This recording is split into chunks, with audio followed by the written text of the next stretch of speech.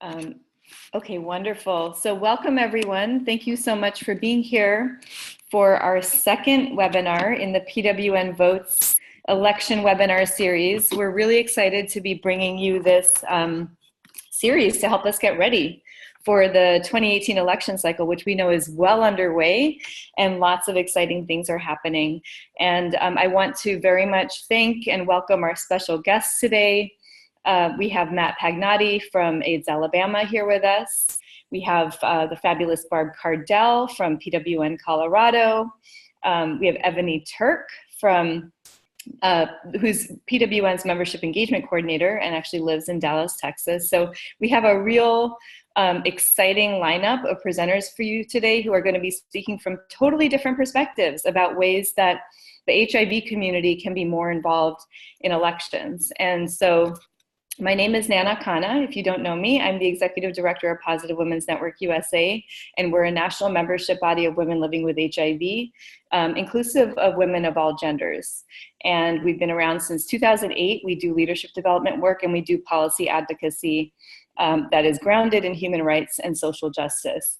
And most recently, among lots of other strategies we've been integrating electoral engagement more intentionally into our work because we understand that building political power and building power for our communities is not just about one strategy.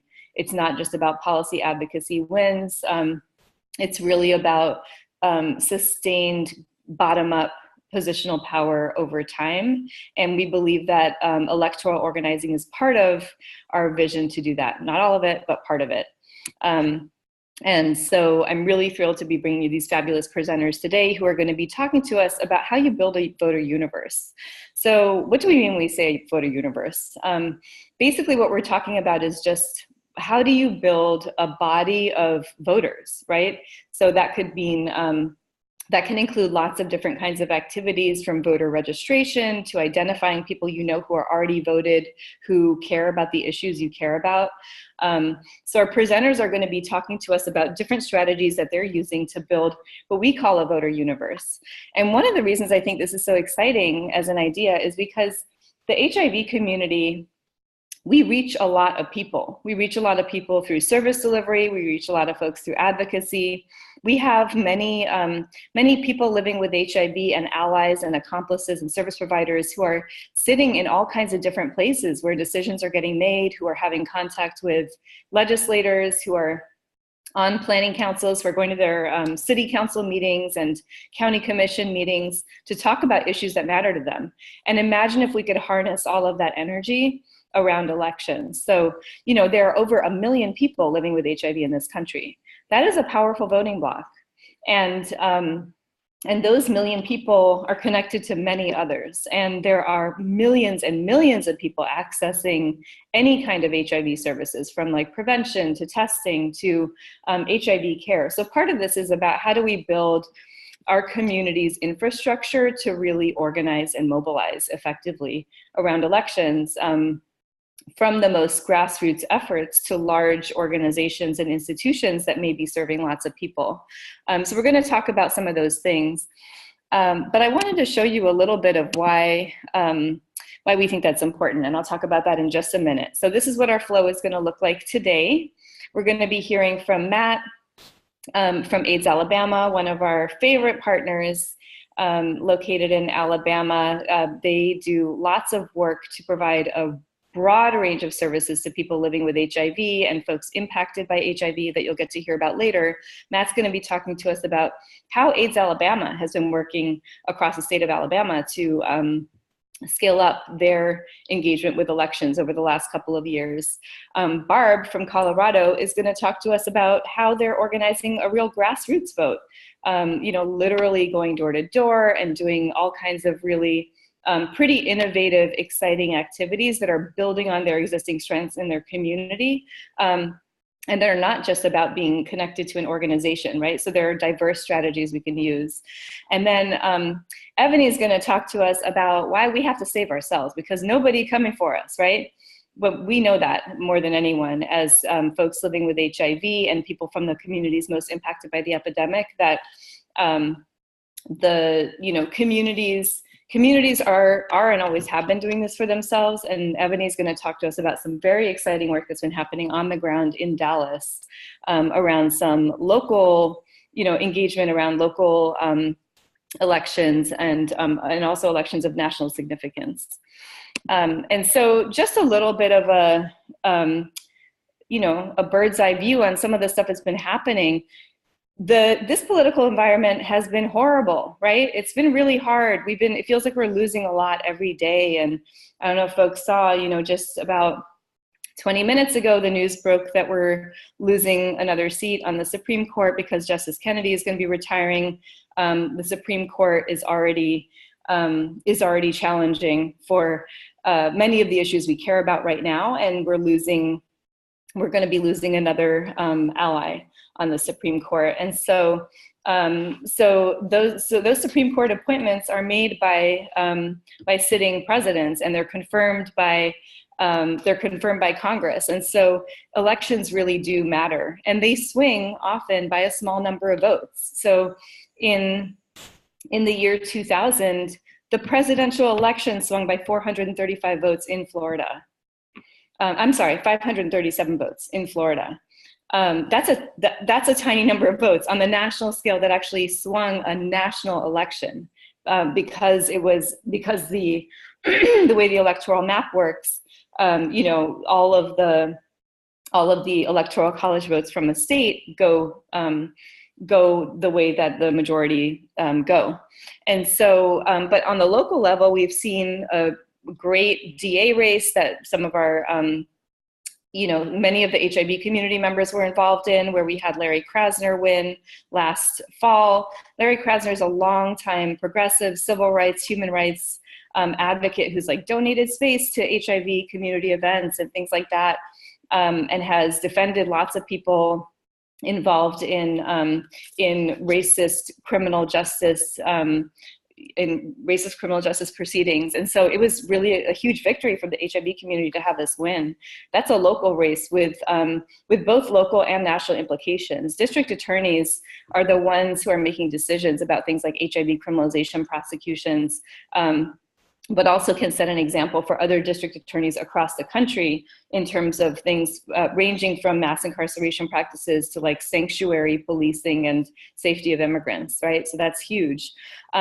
We also saw in Alabama, we had a really exciting win last year that I'm sure everybody heard about, where in a state that had been, kind of deep red for a very long time, we had a pretty relatively progressive Democrat defeat a real kind of white nationalist, super scary candidate in a US Senate race. And that race, if you look at these numbers, that race swung by 21,000 votes. That's a Senate seat.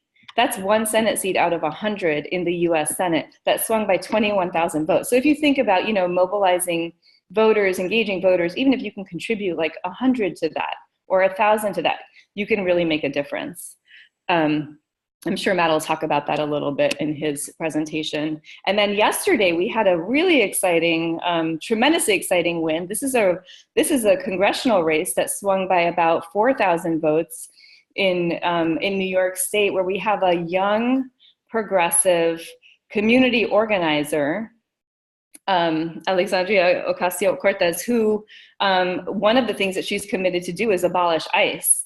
And she just won her Democratic primary against a conservative Democrat incumbent by 4,000 votes. This happened yesterday. So this is also not about being partisan, right? This is a candidate who ran as more like a left socialist, more on a left and socialist platform within the Democratic Party. So this is not about being partisan. This is about who are the candidates that are really reflecting our values.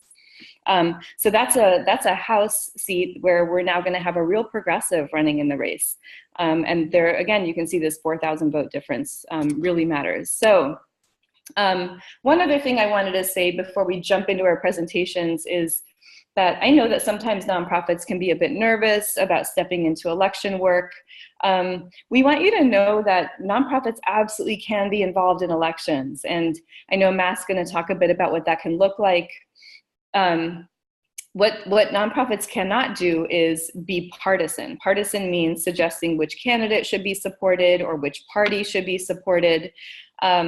But what you can do is explain to your voters or constituents what it means to choose to register to vote, how to register to vote.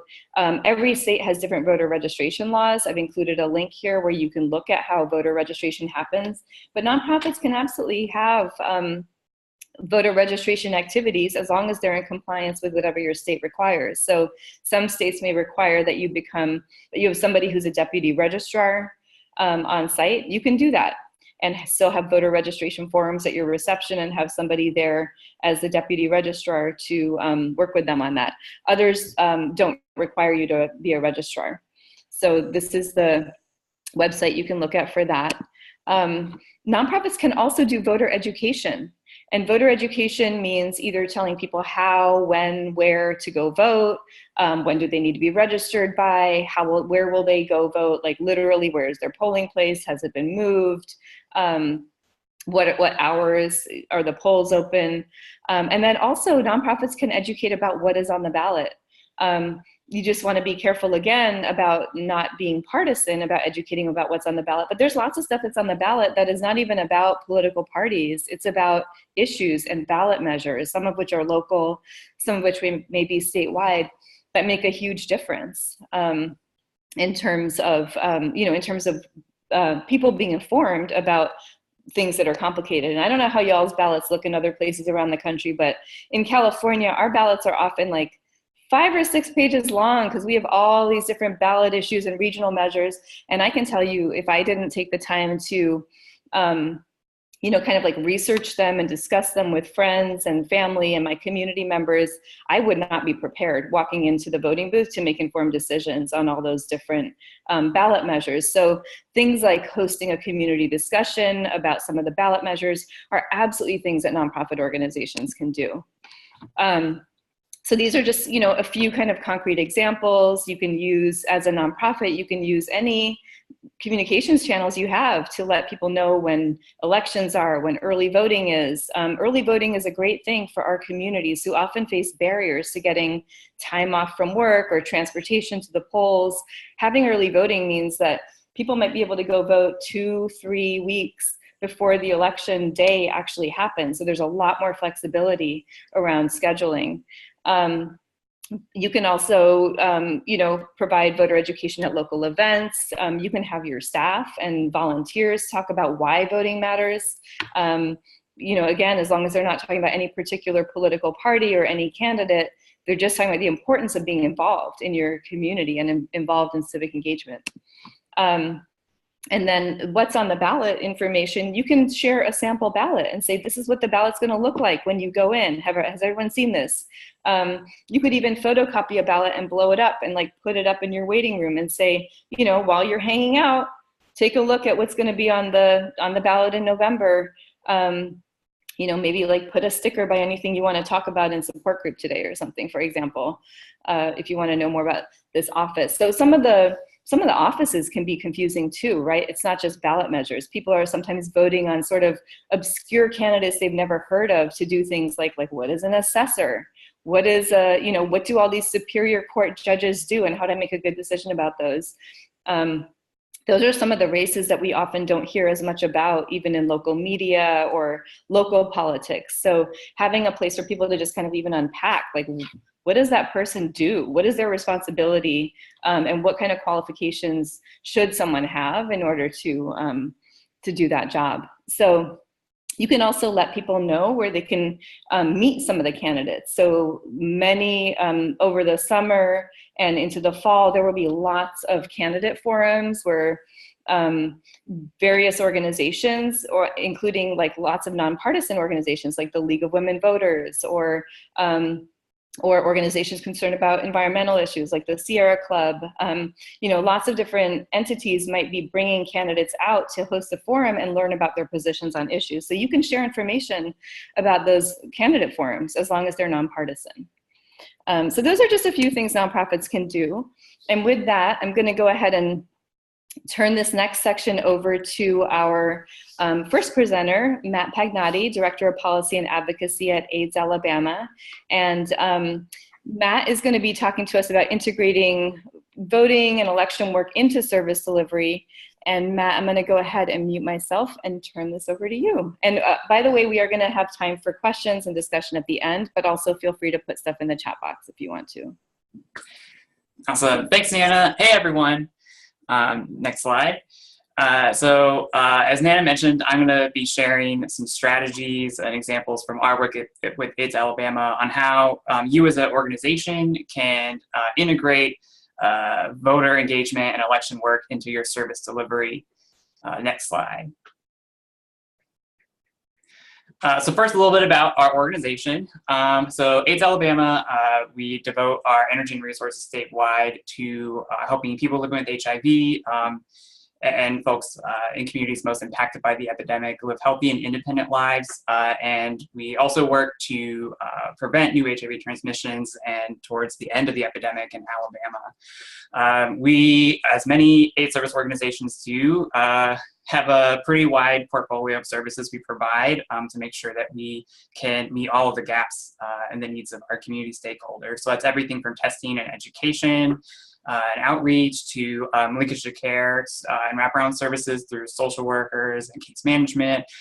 One of our core services is housing. We have a number of housing campuses all across the state to make sure that people living with HIV, their families have access to stable housing, because housing is healthcare, hard to be adherent to treatment if you don't have a roof over your head, as we all know. Peer support services, and we've recently expanded our services around mental health and substance use treatment, and policy and advocacy, of course. And just along the bottom here, that center picture I want to highlight is our latest. Every year we do an annual gathering in Montgomery of hundreds of advocates to do a march to the State House, where we rally in front of it and have individuals and advocates go in and meet with their legislators. And I think it's just a great example of advocacy, and I'll talk a little bit about how you can incorporate voter engagement around that work too.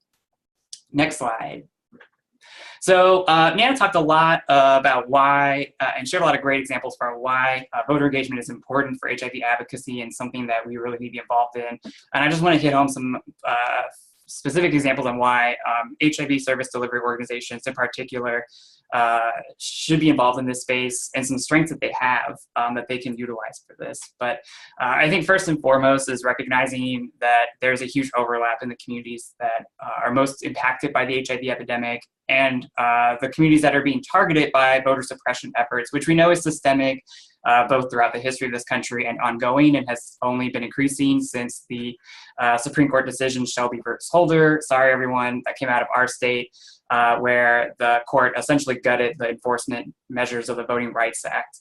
And down here in the bottom of the slide, I think is a great visualization of that overlap. So one time I was looking at AIDSView, which is an awesome resource online you can look at, that has a heat map of different measures of the epidemic for Alabama. And I noticed that the counties that were being most impacted at the highest prevalence of HIV and highest rates of new HIV diagnoses matched up almost similarly to the counties that were also being most impacted by voter suppression. So this map here on the right, a few years ago, our governor, our former governor, had a plan after we passed a really harsh and strict voter ID law to then close more than 30 of the DMV offices in the state.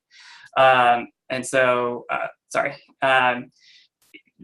predominantly those offices would have been closed in rural counties, and particularly rural counties where the communities were predominantly those of color and predominantly Black communities. So the folks who are being most impacted by the epidemic are also then having systemic barriers put into place to prevent them from having their voice being heard.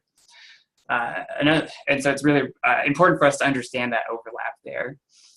Also, as service delivery organizations, ASOs and CBOs, community-based organizations, have they're trusted sources of information, right? We have folks go to us, your clients and stakeholders, for services because they trust that you're going to create a safe space. They go to you for information about how they can stay healthy, what resources are in their community. So you already have that trust being built and can utilize that. Another reason is really important for organizations is policy changes are critical to our ability to address the inequalities that we know are driving the epidemic. We know the epidemic is not the same everywhere, that disparities are, there are disparities by race, by gender, by sexual orientation and gender identity, by income, all the different measures of systemic oppression. And many of those disparities are supported by policies that we have to change. And you can't do that if you aren't working through, you need to use the political system and exercise political power to do that as well. And so ultimately, the reason that organizations need to be involved is you can help empower your stakeholders to hold elected officials accountable to their needs, to their voices, to their demands, and increase involvement in policymaking, not just through voting and passing ballot measures or electing officials, but also potentially even directly being involved in policymaking by electing people living with HIV into office. Next slide. So that's a bit about why it's really critical for organizations to engage stakeholders and supporters around voters, but how can you do that? And I'll share a bit of examples along the way here with what we're doing at Is Alabama. One really critical resource and model that can actually, that we really are using a lot already in aid service organization spaces is, and can be adapted into this as well, is the linkage to care model, which I have here in the top right of the slide. But we already have a lot of great service delivery models and systems in place to help folks, people living with HIV, folks in communities impacted by HIV, to navigate into care, into prevention, into treatment, making sure that if they need X, Y, and Z resources to help overcome disparities and make sure they have housing, maybe they need access to and connection to mental health treatment services, right? We have a whole system for that, and we do referrals and case management if this is what you do at your organization. So it's really simple to then just weave in voter engagement and voter assistance into that service referral and delivery system. So at Is Alabama, how we've started doing that is we trained all of our direct service staff. We did a number of trainings with all the staff, and we started building into new staff trainings on voter engagement, letting them know what services are available through the agency, how the voting process works in Alabama, and kind of providing a little bit of workshopping on and practice with having those conversations with their clients, so that when someone comes into a social worker and it's closer to election time, they can say, hey, I know that you, they may bring up like, oh, there's an election I think I heard coming, and that social worker could say, yeah, we actually are really encouraging all of our clients to make sure that their voter registration is updated. Have you updated your voter registration recently? And if not, they can we can help do that and send in their registration to the offices, the Board of Registrars for our state. And also we have been working, especially through partnerships with other organizations, to restore folks' voting rights. Alabama is one of those states that has pretty harsh felony disenfranchisement for voters, meaning if you've been convicted of a felony, especially within a certain list, your voting rights are initially taken away. But there's been, there has been some reforms around that. So many individuals now are able to have their voting rights restored, or there's been clarification that the rights were never taken away in the first place. So we've been working to educate all of our clients on that and make sure that they can have their voting rights restored. And providing transportation to the polls. We already know for medical appointments and social worker appointments, right, that transportation is really key, especially in states like Alabama in the South, where there is a few public transportation options, and they're not very good. So making sure that people have rides that get to the polls is pretty critical for access to.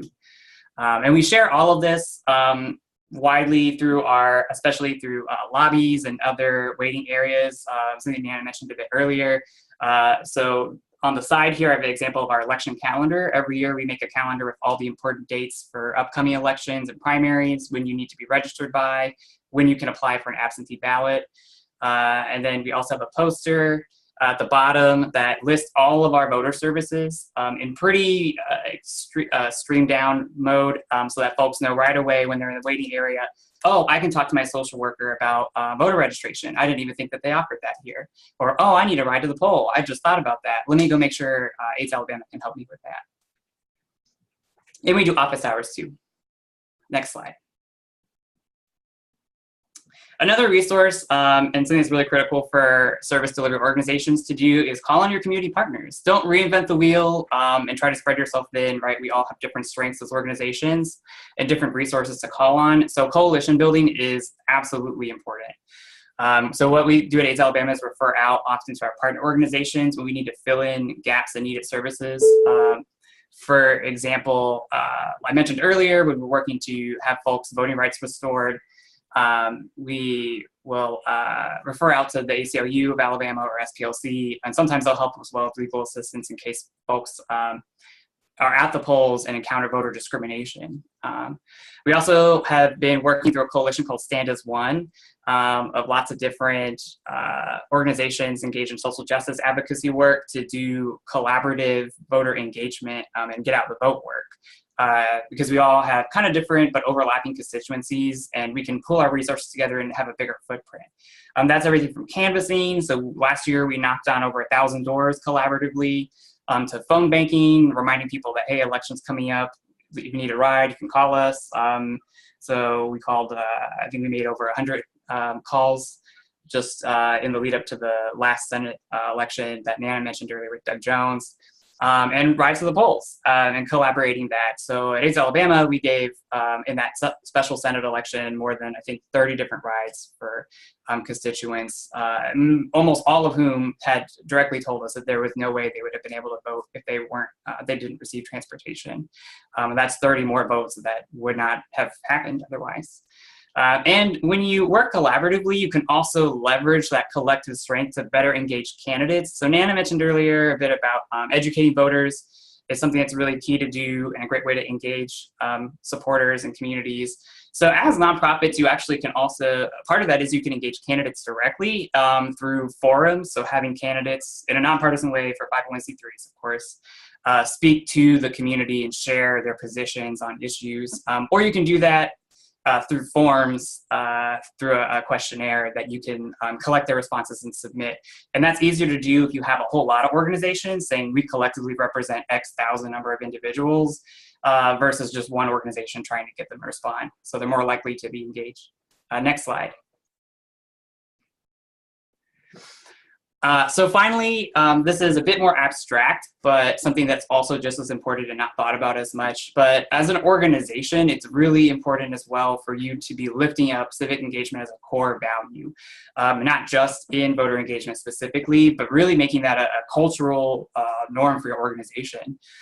So some examples of that is making sure that you're lifting up voter engagement messaging and putting tools to help assist folks as voters in all your communication. So not just saying, hey, it's an election day, go vote, maybe once or twice on Facebook every year, but working to, for example, put an election center on your website. So having links readily available right up there on the homepage to take people to assistance with voter registration or to sign up for a ride to the polls. And including links, like I said, for registration in email blasts and social media posts that you put out. So even if it's not directly something about an election, you could say, hey, it's really important, by the way, that you're making sure to exercise your vote, that you can access the ballot box. You can do that through here. And walking the walk, right? So making sure that there's a culture of civic participation among your staff, because if you're telling everyone, hey, it's really important you go and vote, but you know, your staff are kind of not making that clear that that's a priority for them, that sends a mixed message, and folks aren't going to really take that message seriously, and they're going to distrust you.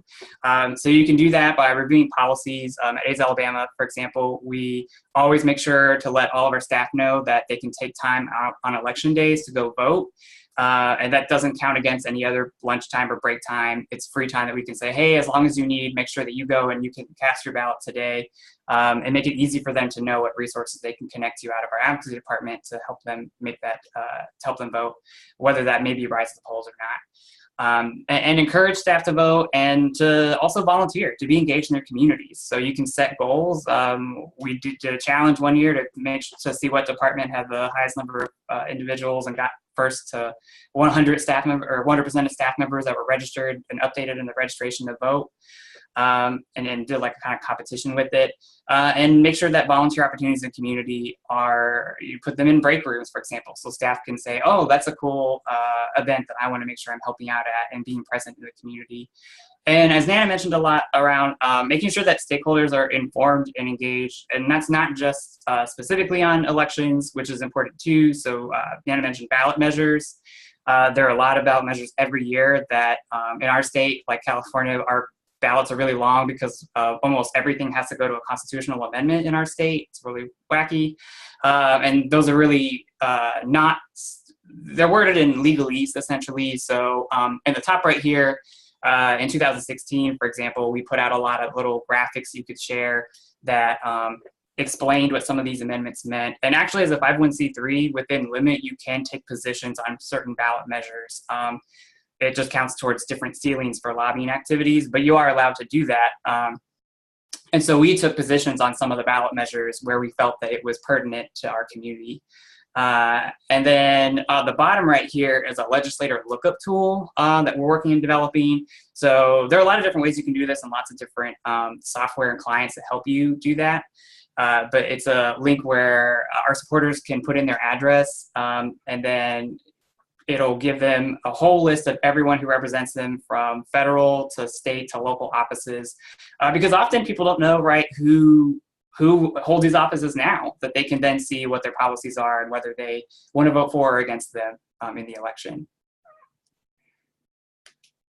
I think that's my last slide, actually. So I'm going to turn it over to Nana to turn it over to Barb. Thanks, everyone. Great. Thank you so much, Matt. Lots of really useful, concrete tools in there. And it's super inspiring to see what AIDS Alabama is doing. Really hope that some other organizations can think about integrating these practices into their work. So next up, we're going to hear from the one and only Barb Cardwell. I think this is one of my favorite pictures of Barb. Barb is not only the board chair of Positive Women's Network and the vice chair of the U.S. People Living with HIV Caucus and a million other things. She is also the co-chair of PWN's Colorado chapter, which has been doing some very exciting on-the-ground work to mobilize around the elections and to organize their community. So Barb, go ahead and take it away. Super. Thank you, Nana. Can you hear me all right? Yes, we can. Okay. Okay, great. So next slide, please. I am very excited to be here and able to talk about PWN Colorado and the voter engagement, as well as really just the citizen engagement that we've been doing for the last 6 months. We received a small grant through PWN from Groundswell, which has enabled us to really look at how we as an organization that is a membership organization can also really seek to better influence and impact our elected officials, but also really connect with our communities for people who are not living with HIV. I think that Nana's point earlier that we are definitely a powerful force in our communities, that we often are more informed than a lot of our families and friends, and so that we act as these linchpins of information is an incredibly powerful way to think about us and our organizing. So in Colorado, we really sought to capitalize on that. We 2 years ago introduced a legislation to modernize our STI laws, and we wanted to go ahead and influence not just legislature, but also figure out how we could talk to citizens. So starting in January, we actually started with a citizen engagement platform where we were door knocking and we were talking to a lot of people in our communities. We specifically targeted low voter turnout, primarily people of color communities, so that we could amplify the vote and support people who often feel disenfranchised from voting. That was a very intentional reach for us. And then we also went ahead and when the primary started, which was, seems like in February, we also started doing voter registration to ensure that people had access to their ballots. So we had a two-pronged approach, and we sort of focused on one early on and then shifted to another. And so if it seems like I'm talking about two different animals, they all support each other, but they are certainly can be from different aspects. And some people found that they really enjoyed the citizen engagement and education more than the voter registration. You know, ballots are official, and if you're registering people or picking up ballots, it can be intimidating. And oftentimes people who had challenges around incarceration or some other challenges with systemic violence, that they were not comfortable doing that, but they were very, very comfortable knocking on doors and getting out and meeting people. And so we really sought to not only identify our own skill set, but also work with what our community needed us to provide. Next slide. So we started in January with our Progress for Colorado. We wanted to have a non-PWN related name and Facebook page so that we could go out and we could talk about people, not as women living with HIV, which could be perhaps at times unsafe, but how we could talk about the common issues that we were all really working to support and elevate and keep an eye on in Colorado. It turned out that it was really fortunate because we had a crazy General Assembly session, and many of these issues that we have on our flyer for Progress for Colorado that we said we were fighting to support, equity for all Coloradans, women's rights, healthcare, LGBTQ rights, and preserving our environment, turned out to come up in a bunch of different ways during our General Assembly. So what we did was we had this flyer, we had sheets about what we wanted people to be engaged in doing, and we just went out and we literally knocked on doors, and if people were willing to talk to us about progressive issues, we talked to them about how they could be engaged. We shared information about the Women's March, we shared information about the March for Our Lives, and we most importantly gave them ways to connect to their elected officials on the state level as well as the federal level, and that turned out to be building quite a bit of power. So all totaled, and for those who think that door knocking sounds terrifying, I just want to let you know that people right now are really struggling with what's going on the national level. And so we knocked on 60 doors. We had 40 warm leads. We had 14 people who invited us into their house to sit down and talk to us. And so I think that as you go ahead and start talking about what you might want to do in your area, please know that there are people who are isolated, who are feeling disenfranchised and concerned and don't know where to go. So we built a database from our door knocking and went ahead and used that to give people a place to engage. Next slide. The biggest concern that we had was where we were going to be able to get our walk lists, because there are some pretty conservative parties. The Constitution Party in Colorado is not progressive, and we didn't want to put our door knockers on those doors where they might feel like they were going to be confronted in a way that didn't feel comfortable. So we went to our Secretary of State, and the laws for every state are different because, of course, just to make things more confusing. I would recommend that once you get off of this call, find the general number for your Secretary of State, give them a call and ask how you can find a voter registration list. In Colorado, we were surprised to find out that we could buy a list of all registered voters for $50. So that disc there is indeed us with our $3.5 million voter database that we had to go in and do some data sorting.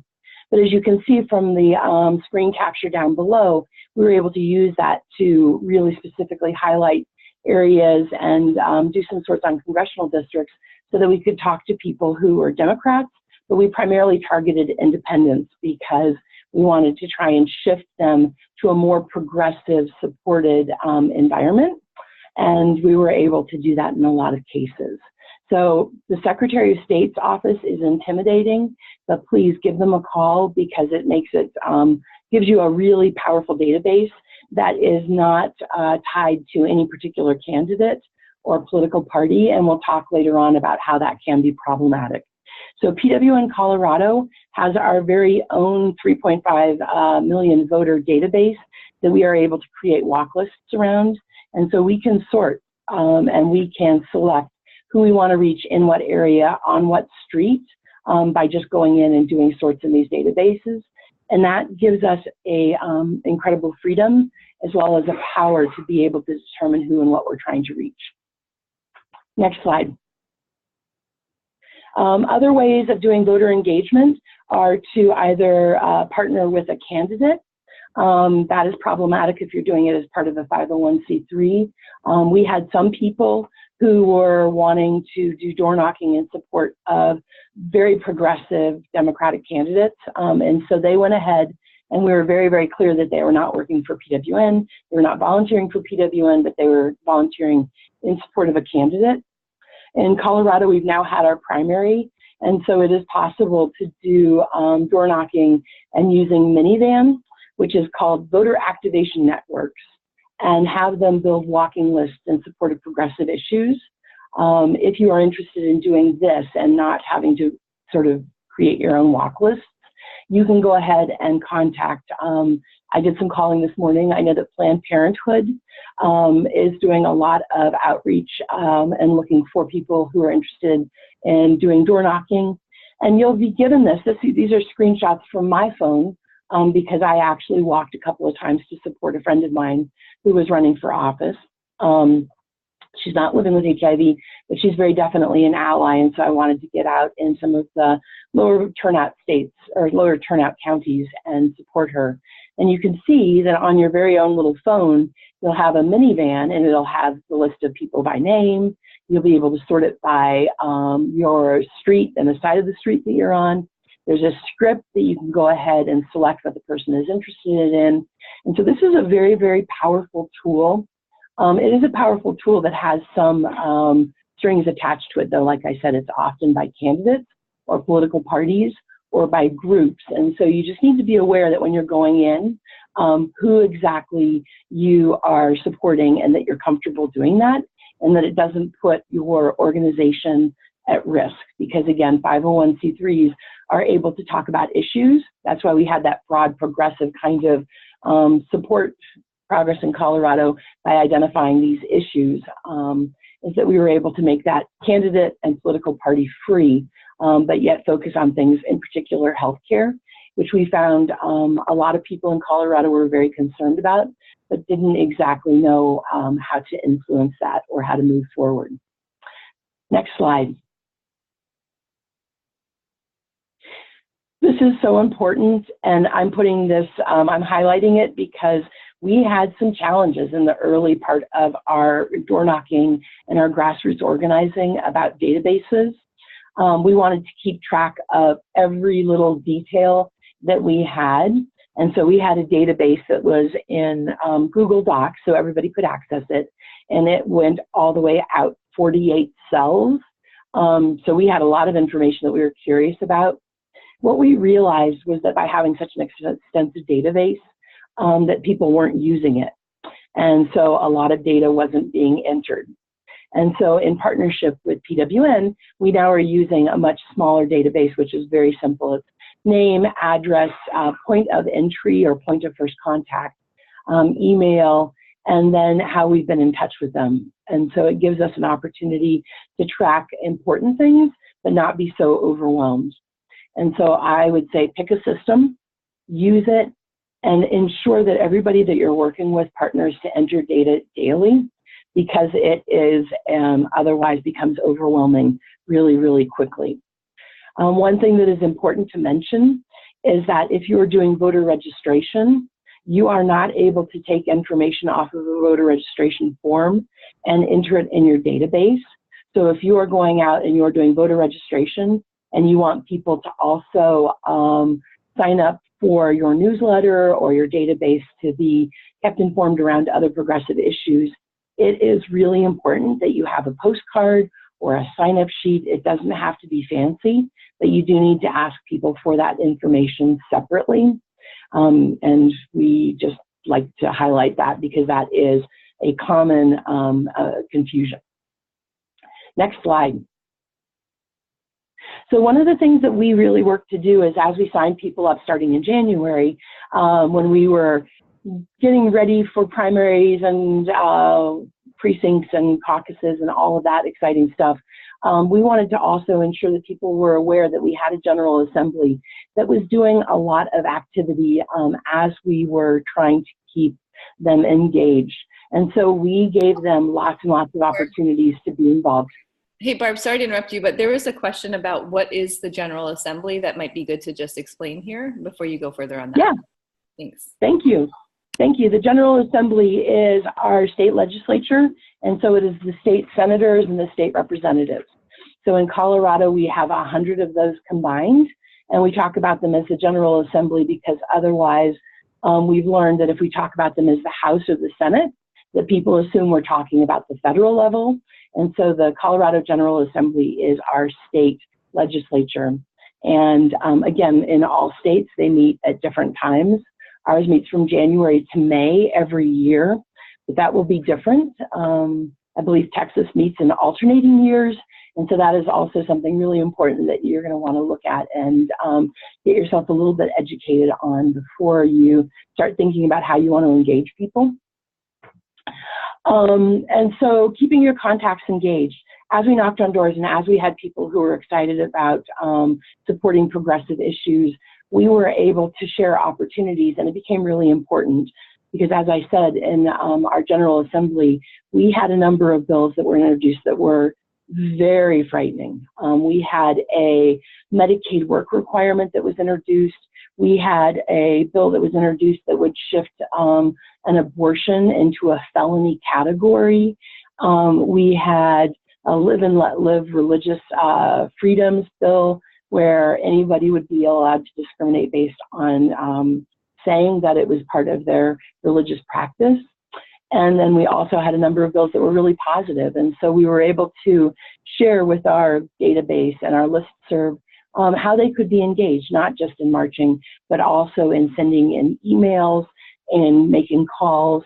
And so in a way, we kind of took the federal model about making calls to, you know, your senators and your representatives around healthcare, all these other really important issues, and we scoped it down to use it in our state. And we sent out 6 different requests. And in many cases, we have heard from staffers and the elected officials themselves that the information and the stories that they were gathering from people that we had shared were very powerful and were able to help inform their testimony on the floor. So it gave us an opportunity to really kind of not just follow the legislature, but also ensure that it was meaningful and that people could be engaged, whether they were able to go down to the Capitol or whether they were simply able to email or make phone calls. We made it really, really easy for people to stay informed, and I think that was a really powerful way to use our civic engagement database that we had started. Next slide. All right, this is my final slide, and I feel like I don't need to say this. This is a little bit of preaching to the choir, but elections have consequences. And so we need to ensure that in November, we have activated as many people as we can. And I think it's powerful to say that we just continue in Colorado to re-engage. The primary happened yesterday. And so we now are reaching out to candidates who have support of our progressive issues to figure out how we can create not just a database, but also can share around their forums, around getting out the vote. And we are going to commit in Colorado to using our walk lists that we have created to ensure that people are educated and aware. Colorado is a mail-in ballot state, and we've discovered that that has gotten very confusing for people. And so we'll continue to do not just voter registration, but voter education about what people do if their ballot has been damaged, what if they want to vote in person. We're going to be really engaging at all the levels that we can. And I think that our postcards that we are going to start using to get people to pledge to vote is pretty exciting. It says, I pledge to vote to support progressive candidates and issues. And that will just allow us to continue to build our database that we will then use in the General Assembly in 2019 as we continue to really shape and impact electoral politics as well as issues in Colorado. And I think that's my last slide, so I'll turn it over to Nana. Great. Thank you so much, Barb, for that really concrete also set of examples on how grassroots folks really can just like organize in their own community to take power. And I just want to, clarify that much of this work that was done, the issue-based work was done through Progress for Colorado, and then Barb as a private individual did some of that other work for candidates. That was Barb as an individual, not PWN, and nothing that we're affiliated with. Absolutely, thank you, Nana. Yeah, thank you. So next up, I am going to turn it over to Ebony Turk, who is PWN's Membership Engagement Coordinator based in Dallas, Texas. And Dallas folks have really been rocking it on their own front, bringing it in the primary election cycle with some important things at stake on the ballot, and also really engaging communities that, similarly to what Matt and Barb described, communities that are historically marginalized, often kind of repressed and not accidentally, right? Voters that are kind of historically disenfranchised to serve particular political purposes and purposes of maintaining power structures in the status quo. So Ebony, I'm gonna go ahead and turn it over to you. Thanks, Nana, and thanks, Barb and Matt. So I'm gonna talk a little bit about what we were able to do in Dallas and why we decided to do it. So this quote here that no one's coming to save us, we have to save ourselves, is actually something that was said at a meeting we were at when we started discussing why do we want to get ourselves involved in election work. We were talking about how we already do a lot, and is this something that we really want to take on? So we decided, somebody said, well, nobody else is going to come and save us, so we have to do this ourselves. So we have to figure out how we can get involved and help. So, we started with a meeting. We convened a meeting, and we wanted to make sure that we started doing before early voting, because it was really important to get people out during the early voting stage. And we started with a small group of us, just a small group of us in our immediate advocacy circuit. We have a chapter, PWN Dallas, DFW here, and we just started with a few of the people in our chapter to start organizing this. We had some questions because we were a little bit confused about us as PWN doing work on election and registering people to vote and things like that.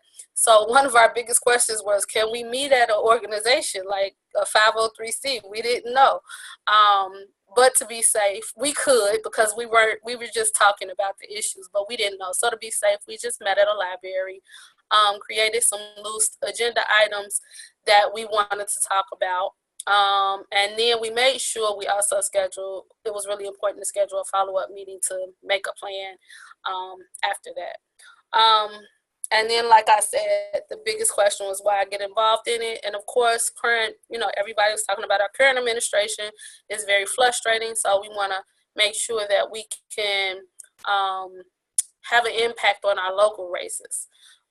We also had, we had a very important DA race here in Dallas that we wanted to make sure people were informed about the people that were running all across the board.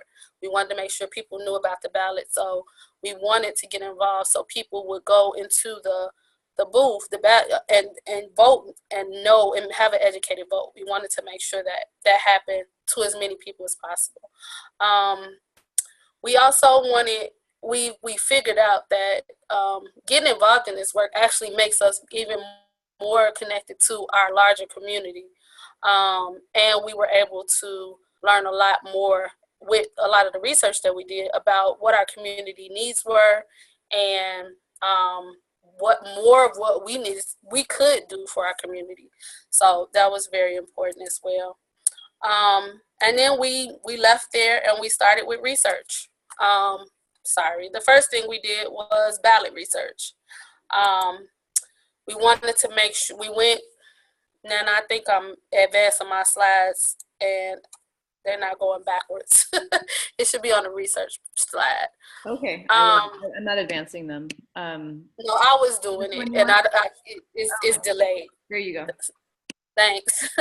So the first thing we did was went to our Board of Elections. We had one person go to the Board of Elections, and in Dallas, they have a Republican ballot and a Democratic ballot. So we had them collect all of the ballots because this was about being nonpartisan, and we wanted to make sure we knew what was going to be on the entire ballot. So we went and got those ballots, looked at them ourselves.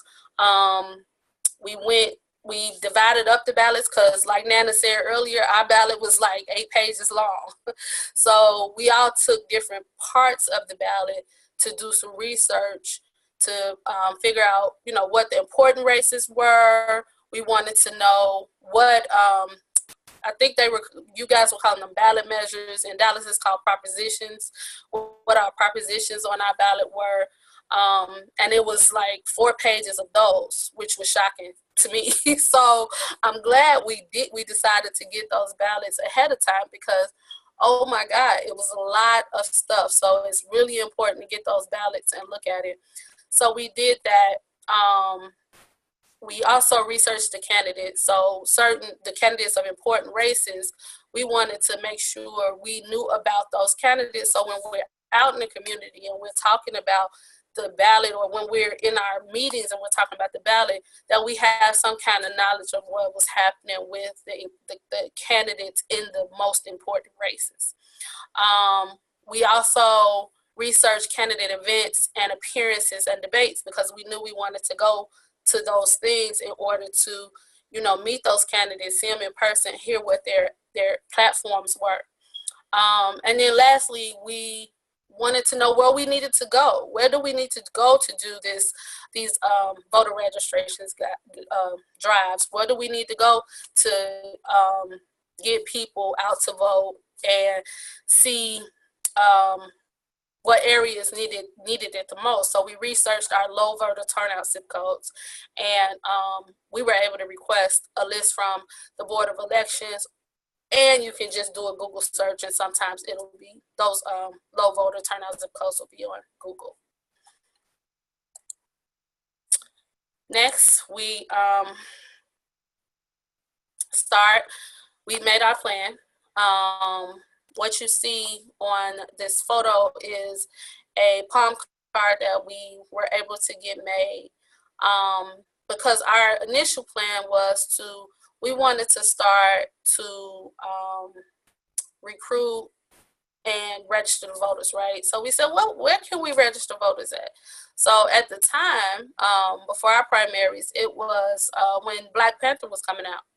So a lot of people who were registering voters did this. They went to Black Panther premieres and passed out palm cards like these. So our palm card was actually kind of designed around the movie, and on the back of it, it just had our three local election dates, and at the bottom you can see we have a little tear off where we can get their name, phone number, and email address because we wanted to collect that for our list. So we were able to do that. So we designed those cards. We made sure we recruited volunteers in our community. The most important thing about recruiting volunteers is making sure that the people who are going to go out and do this enjoy being outside, especially we're in Texas. So it's, the weather is not always, sometimes it's hot, sometimes it's not, but making sure people enjoy being outside. And it's really great to have people who love to talk, because people who love to talk will have no problem going up to people, have no problem starting conversations. So those are we figured out those are the two really important people to recruit as volunteers. If you want to be outside and you like to talk, then they will enjoy doing this type of work. And then we decided where we wanted to go. Like I said, we targeted Black Panther movie premieres. We also have in Texas, we have a huge state fair. The state fair park actually always have large events. So we went to that area. And a lot of people don't think about this. Chuck E. Cheese's, places where parents go for their kids, but they don't have anything to do. So they're kind of sitting there and they're not engaged. So you have a really good chance to engage them and talk to them about voting and why they should be involved. We also did Walmart's, and we also asked some of the events that we researched. Some of them were smaller events, and the organizers didn't have anybody to register people to vote. So because we also have voter registrars. We asked them if we could come in and register to vote. So we partner with those people. And these were our pledge cards that we secured.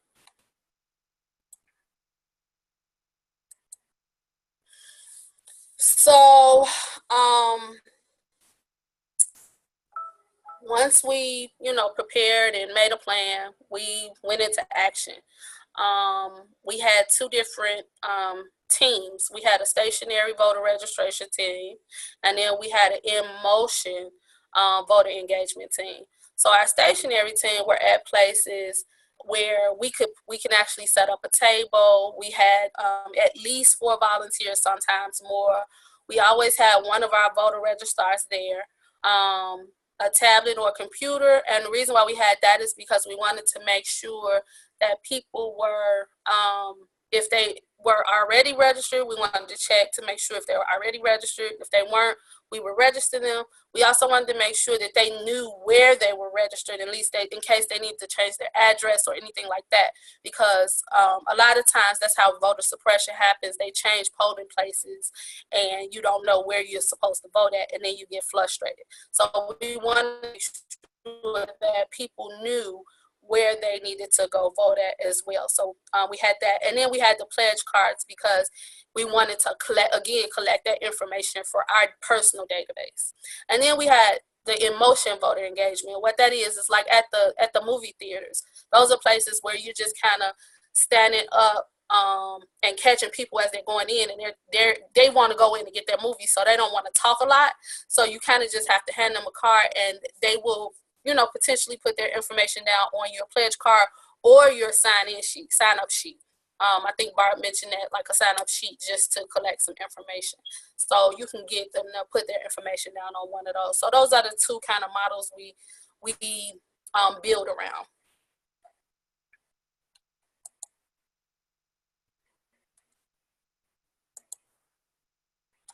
And then we planned at our meeting, we planned a community forum. So we wanted to have our own community forum. Although we attended a lot of others, we wanted to have our own community forum because we wanted to speak to the candidate about HIV specific issues. One of our major races here was the DA race. That's important for people living with HIV because they are the ones that, help criminalize people living with HIV.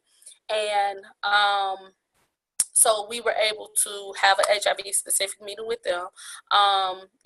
When we were planning this, we made sure, we planned this at our second meeting. We knew we wanted to have a voter education forum off the top. So we just went ahead and started planning it, scheduled date, time, places, advertised with flyers. And because we already knew we already had the ballots, we knew the candidates, we went ahead and sent out emails to all of the candidates to invite them. Now, not all of them will show up, and you can't control that, but you send out an invite to everybody. So we sent out the invite to all of the important candidates, and we had about 8 candidates show up, including the DA, the people who were running for DA, the DA race, which was really important and really major, because then we were able to forge a relationship with those people. We actually also got a commitment from them that if they were the ones that got in the general election, that they would then let us come in and partner with their office to educate their sheriffs, their office, their DAs, their judges, which was huge. That's a huge commitment. So that was really important. And then we attended community forums and candidate debates because we wanted to meet the candidates in the community as well before we had our forum. We wanted to meet their staff so we can make sure that the major ones showed up, the ones that the important races, we wanted them to show up. So we wanted to forge a relationship with their staffs. So we showed up at those different candidate forums and introduced ourselves, talked to them. They got to know us because we were at so many candidate forums. And when it was time for us to have our forum, they made sure that candidates showed up. Attending other community forums also helped us engage other community partners, like those people, like ACLU, and we have major other organizations that are here that we forge relationships with that are now allies with us. And then, like I said earlier, we were able to do some voter registration at some of those events too, where they didn't have people registering people to vote. So that was really important. So we learned a few lessons. The impact of a mighty few can be powerful. It was just a few of us. It was a handful of us that made this happen. And what we realized afterwards was every person that we influence will influence other people. We were able to build our list from nothing to over 200 people. That's how, and that was huge for us. Like, we had no idea we could do that. So that was really important. And then, like I was saying earlier, networking at the community events is very useful because we gained a lot of allies. We now have some community partners where at first we didn't really have anybody outside of the HIV community. So now we have allies and we develop relationships with those candidates. And hosting the community forum was impactful because we were able to engage those candidates personally. We were able to educate those candidates on HIV. The people who were running for DA actually still thought that HIV, like they did think HIV could be transmitted via like spit. Like that was still their perception. They had no education of anything that any of the new research that came out, which was shocking to me because I mean, it is 2018, but I don't know why that still shocks me. But it was really good to be able to educate them on that. And we were able to get commitments, which is something we're taught to do everywhere, right? Get a commitment, get them to say yes. So, or get them to say yes or no, get them to have a position. So that was really impactful too. We are currently, we just got a mini grant as well from PWN to do more work for our general elections. And we're gearing up to do the same thing. And we're adding some political education in to get more people in this next round. So we're definitely looking forward to this. We had fun with this too. And something else I didn't put on this, if you are being a group that does HIV advocacy, this helped us get our people who are not publicly disclosed. This helped us get them involved. So this is a good way to get people who don't want to disclose, but they want to help. This is a good way to get them involved as well. Thank you.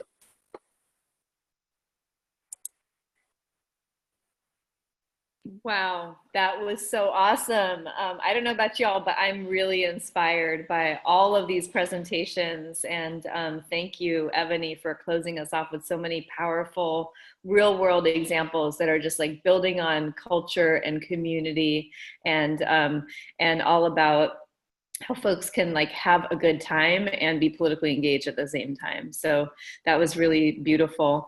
I want to open it up and see if there are any questions or comments folks wanted to make. So you can feel free to type things into the chat box. You can also, I think you should be able to unmute your lines, or let me just check on what's, I think, Ebony, are you still controlling my screen?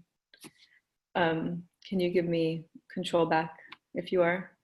No, we were just sharing control. I don't think I'm controlling it. I'll see. Okay, let me see. I'm giving up remote control. Okay, cool. So I don't have it no more. Okay, cool, thanks.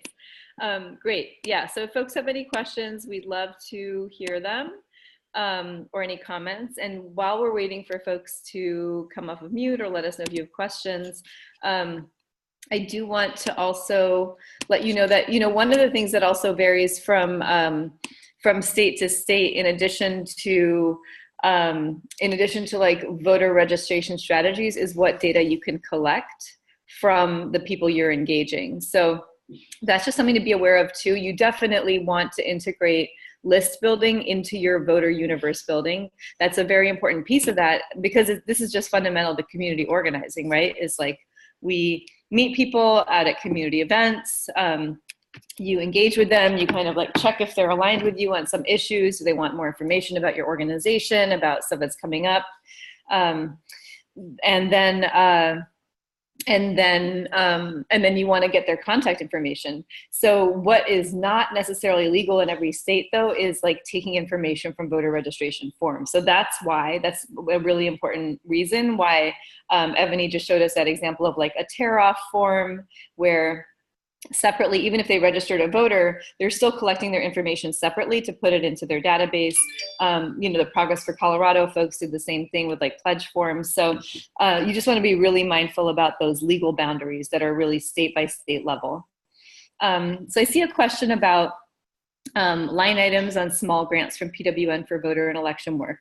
And I'll speak to that a little bit, and then maybe Ebony and Barb can chime in as well. So we basically, for our chapters, we opened up, so we have 6 statewide chapters that are active right now. And we opened up a mini grant process for our chapters who are already organizing in their communities to add on some nonpartisan voter engagement work to their work. Maybe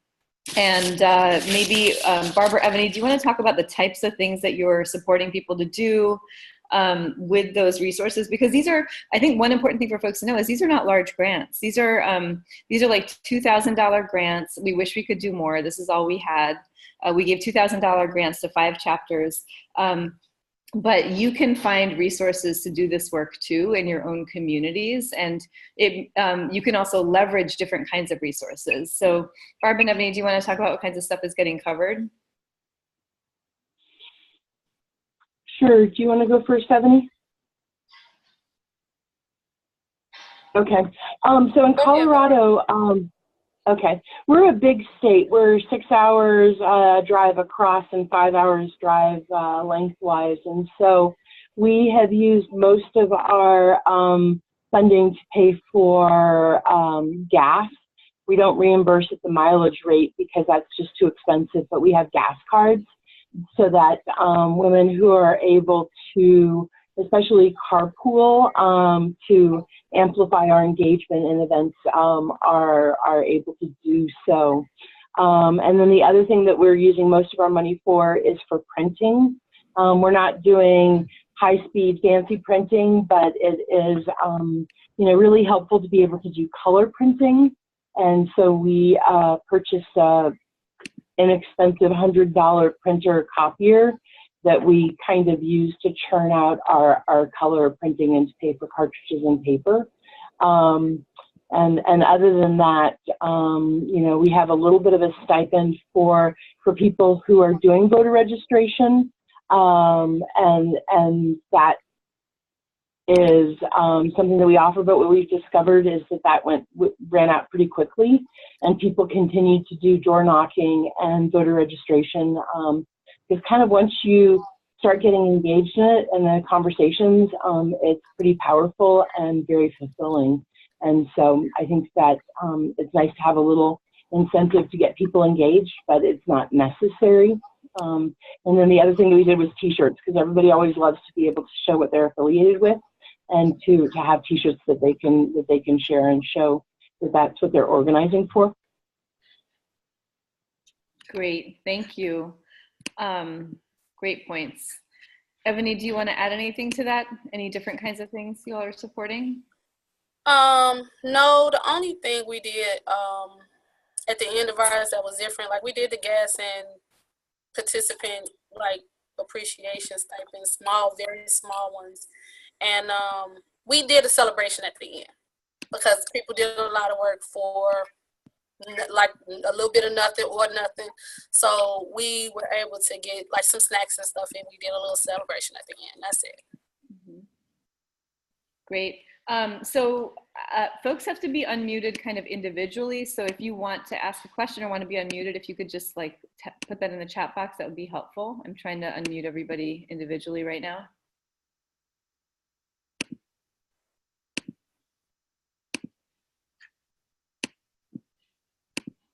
So folks should mostly be unmuted at this point. If there are any more questions or comments.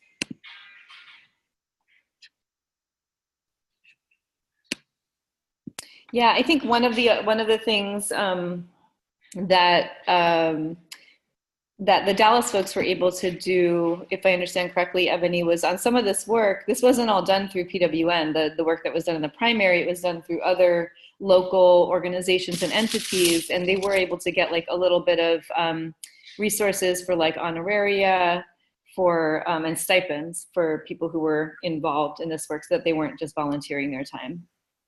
That's correct. We were. There is a question in the chat box about Chuck E. Cheese. Yes, we did ask the manager, and typically, like, they're kids, so they'd be like, "Of course," you know. They knew the you know, importance of voting, and they said okay. It was nothing. We just walked around at Chuck E. Cheese and talked to people, so it wasn't like we necessarily set up there. We walked around and talked to people as they were sitting at tables watching their kids. That's it. Yeah, and I was sharing this example on another webinar I did recently on fundraising.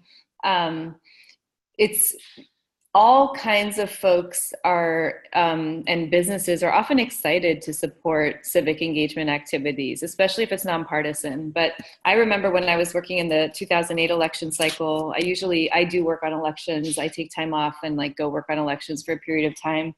And you might remember we had a really exciting one in 2008. So I took off like a couple of months to be in Ohio, which was a swing state.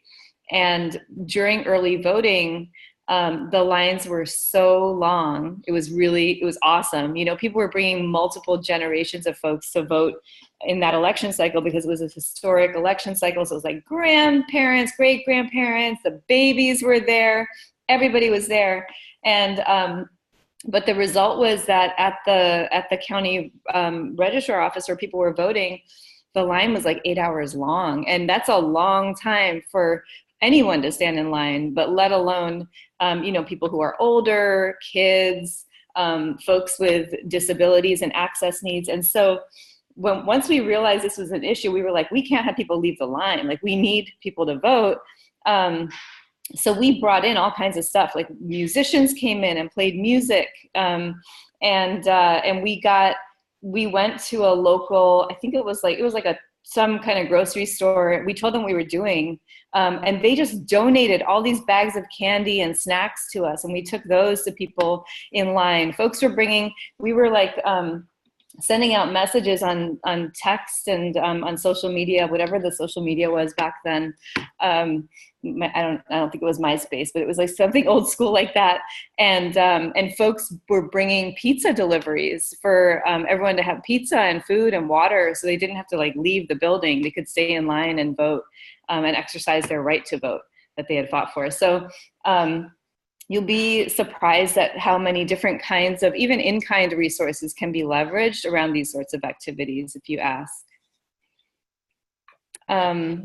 So, and then of course you need to be careful about, you know, talking to managers and things like that. at any business entity you're going to about what are permissible activities. But usually, often if it's nonpartisan engagement activities, you can do stuff outside in the parking lots and things like that. So I want to just allow a few minutes for if there are no other questions, for our panelists to give us some closing comments.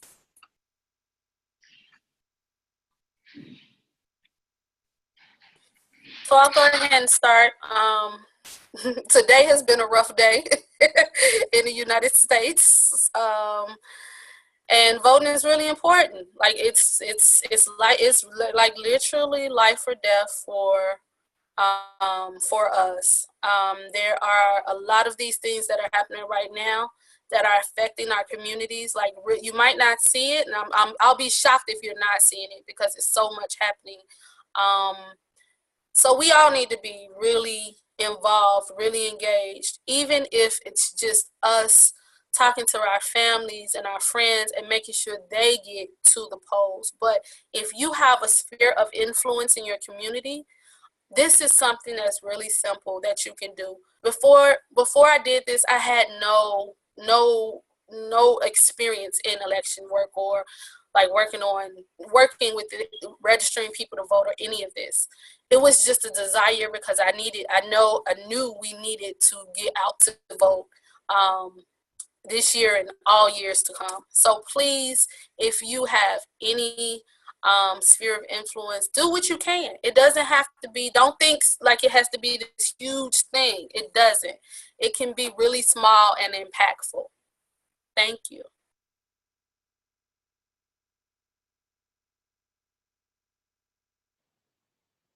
I can go ahead and go next. I want to second what Ebony said. There is too much at stake for us to continue with our old patterns of behavior.